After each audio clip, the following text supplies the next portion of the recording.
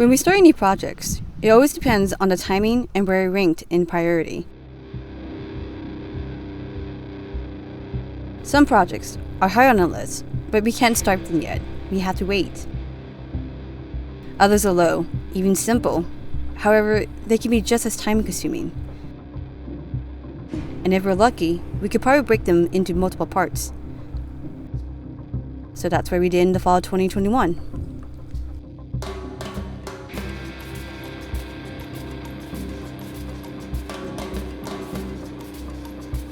The project opened up a small area near the pond by removing old wire fencing and 3 dilapidated sheds. For this round, we moved just the north fence, which was about half of the total fencing.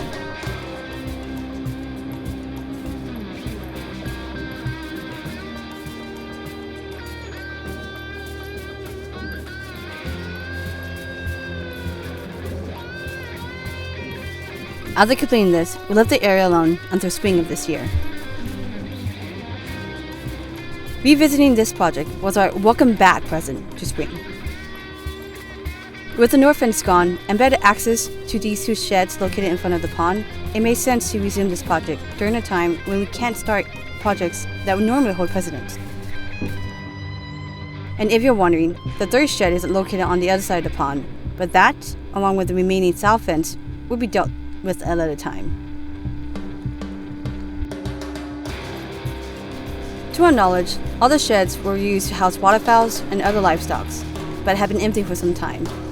We didn't have a use for the sheds, nor did we want to spend the time and effort to fix them.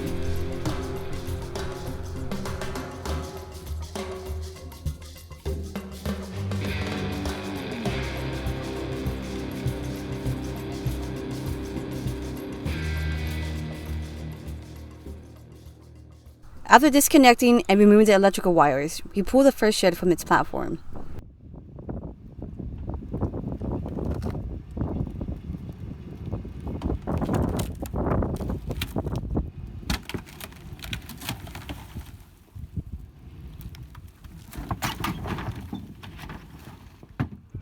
The walls were still intact, so they were knocked down with a sturdy hammer.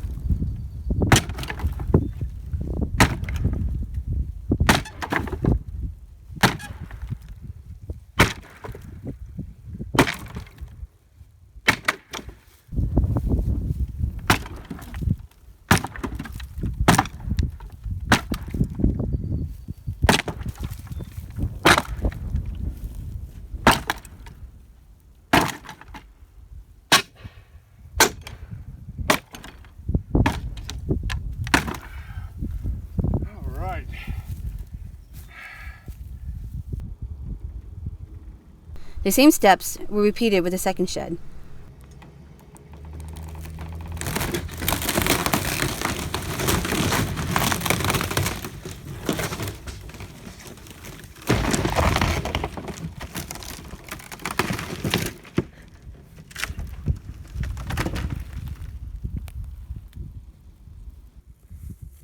Once both sheds were down, the remains were sorted into 3 piles: save, burn, or bury.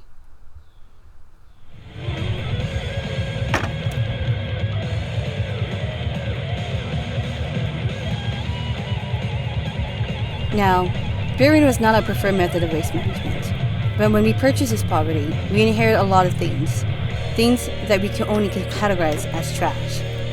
Some have already been thrown away, others reused and repurposed, but most things are dealt with on a needs basis. For these 2 sheds, anything that couldn't be salvaged or burned will be buried. It would take a long time for all this to decay, but besides the general reading in the area, we don't plan on having anyone walk or drive over the pile.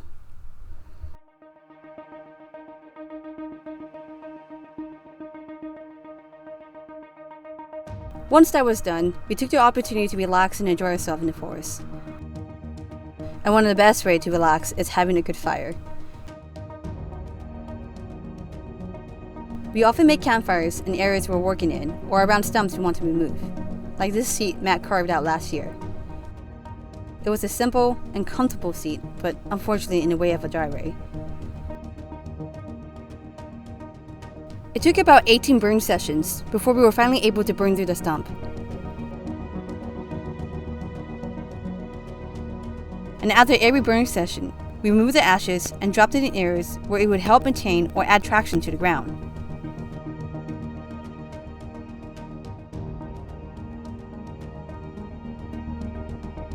Overall, we just tried to enjoy ourselves before the season really kicked off. You asked and you received. You know, you wanted a better swing, now you got it. You wanted a hammock that you can swing in, now you got it. You wanted something that you can't fall out in the back, guess what? Did I hear it? Someone say something? You got it? Oh yeah, we got it.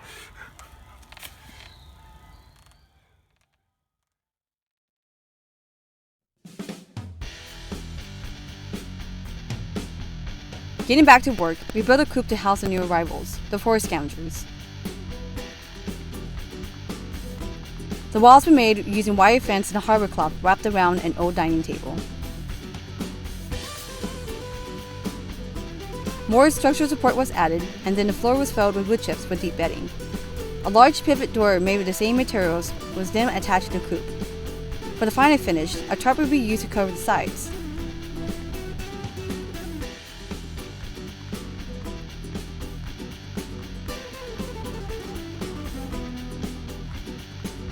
Next, we took care of some overhanging branches and trees near the road.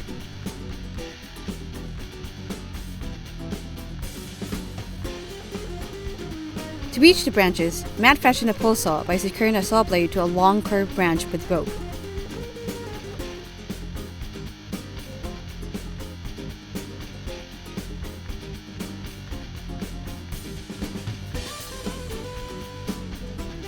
The pole saw worked surprisingly well, until the rope loosened and the side crest was put on pause. A few days later, we came back with clamps, and this did better to finish the job. Any good logs were saved to be used for future projects or cut down for firewood.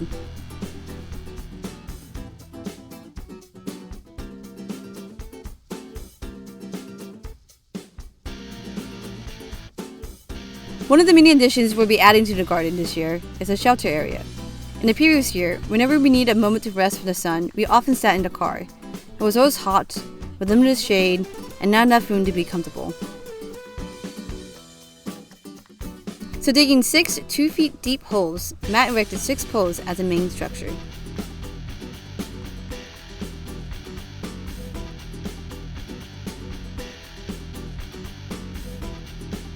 As I allowed the poles to sail to end, crossbeams were tied onto the poles.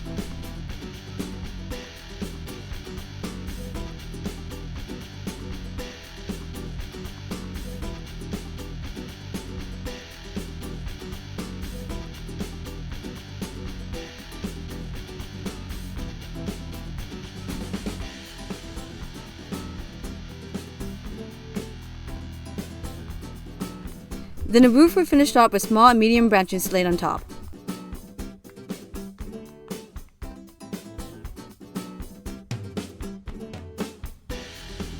The final installment was a matching bench and table. And now we finally had a shelter. It's open and inviting and provides just enough shade to keep us cool.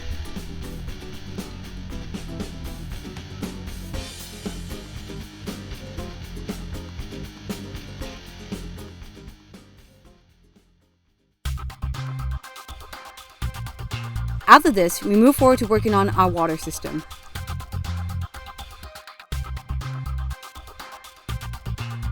This is our 3rd year of gardening, and each year our watering system has changed to match the needs of the garden. In the first year, we only had a small garden, so we harvest water by dipping buckets into the pond. Our small battle then was hauling buckets up a small hill.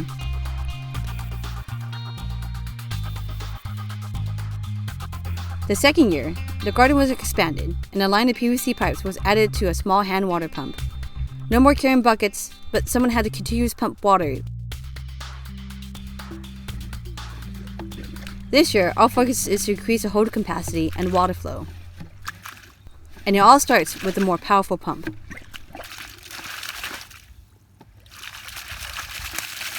Using PVC pipes and prefabricated check valves, Matt made a water pump able to pull a large amount of water.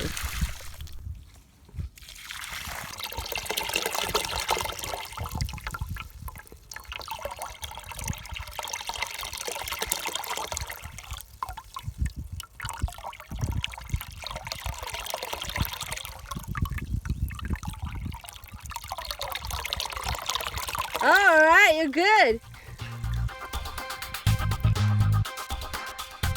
After understanding the abilities of what this large pump can do, we decided to move on to the next phase of the project, clearing and leveling a small area near the pond. The idea is to use a large water pump to move water into a 50-gallon storage tank 5 feet off the ground.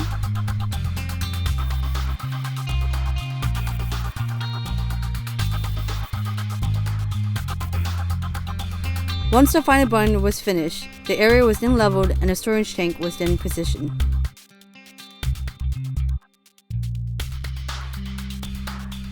A 1-inch PVC line connected the storage tank to a small hand watering pump in the garden, completing the watering system.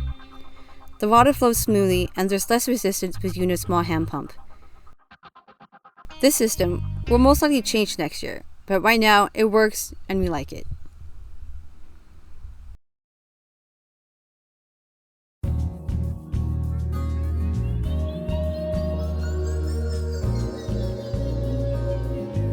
As the temperature continued to warm up, we started planting. We chose to take our time with this process and took the most minimal approach. This meant that seeds were sowed directly to the ground and no additional soil, mulch, or fertilizer would be added into the garden. So every weekend, each chose a plot, tilled, seed, and watered. We already have the expectation that our garden will yield, if any, very little. The past 2 years have shown us that gardening in this soil is very difficult. And we know we can use more aggressive tactics to secure better results, but that's not our philosophy. Our philosophy is see what grows. So, we'll see what grows.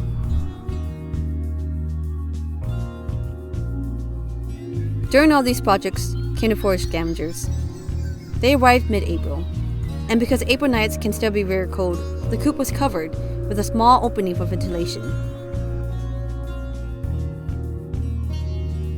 They were housed in a box with a towel to keep it fully insulated. And in the box, the chicks slept on top of an egg cart that had heating pads to keep them warm at night. The pads were replaced daily, and the coop was cleaned every morning when we came to feed them. This was the routine until the nights became warmer and they no longer needed the extra heat. For a few minutes a day, we would open the door to let them explore outside the coop. In the beginning, they never ventured far, but as they grew, so did their curiosity and confidence. And by the end of spring, they graduated and are now forest scavengers. We do see the occasional area predator, and we're fortunate that the native birds have been warning and fending off the predators. I've even seen them chase away a large cat. Anyway, so there's a lot of like trees growing over there, and I don't know how many of them are ones we've already chopped.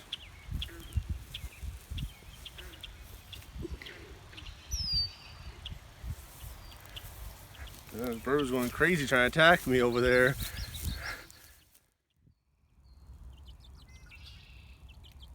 Overall, having forest scavengers is a big step for us. We're not sure how well we'll do, but we'll be lucky if half of them make it through summer. And this was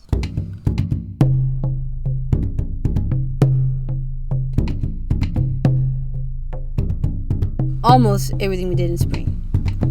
The work was endless, and we spent almost every day planning, caring, or building a project. Everything I mentioned in the video is a summary of a summary. To go into every detail would have made this video longer than it already is. So much was done, and some will continue into the summer. We can only hope we are able to hold on to the optimism we developed in spring.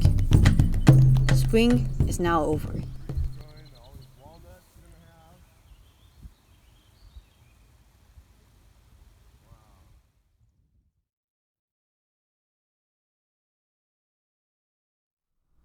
Welcome to the Chateau of Severance.